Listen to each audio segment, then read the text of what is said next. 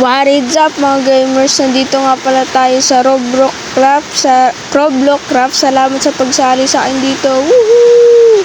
Ngayon nga pala ay gagawa tayo ng ating bahay. Kukuha lang tayo ng mga materials. Pagkakuha natin ng mga materials ay gagawa na tayo ng bahay natin. Yan nga no, nakakuha na tayo ng materials. Hanap lang tayo pwesto kung saan magandang mag-build.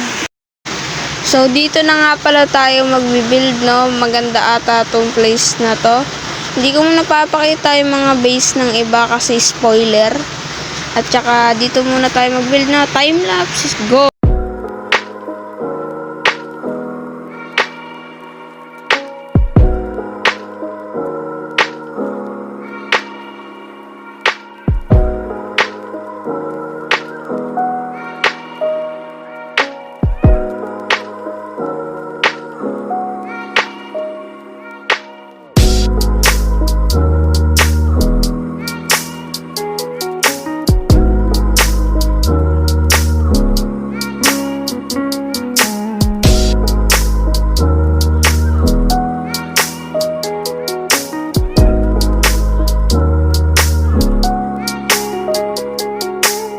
Yan na nga na nagawa na natin yung walls at mukhang hindi pa pantay. Try nating ayusin. Lilipat natin dun sa may gilid na lang yung pinto kasi di ko na pantay. Yan, nasa gilid na yung pinto. Lagyan na lang natin ng yung floor tong baba.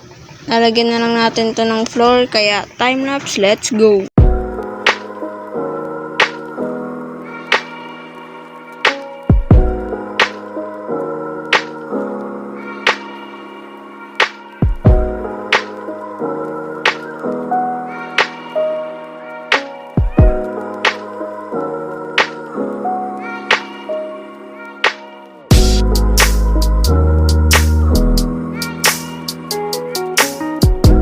Ayan, tapos na natin lagyan ng flooring. Lagyan na naman natin ng pinto. Craft lang ako ng pinto. Tapos na tayo mag-flooring. Wait lang, craft lang.